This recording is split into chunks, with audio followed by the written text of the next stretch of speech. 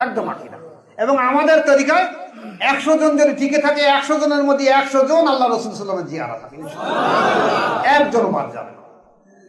কারণ আমি আমার মুরিদদের দেখেছি, পুরুষ কেন মহিলা, আজকে 2-3 মহিলা এসেছে, কাল 2-3 মহিলা এসে বলছি হুজুর আমরা রসুল পাক সাল্লাল্লাহু আলাইহি ওয়াসাল্লামের জিয়ারত বা দর্শন পেয়েছি।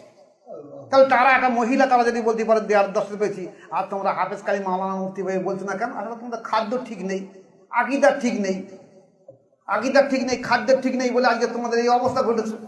তাহলে তোমরা রসুল পাক সাল্লাল্লাহু আলাইহি ওয়াসাল্লামের সম্মান সম্পর্কে বাজে মন্তব্য করছো কেন?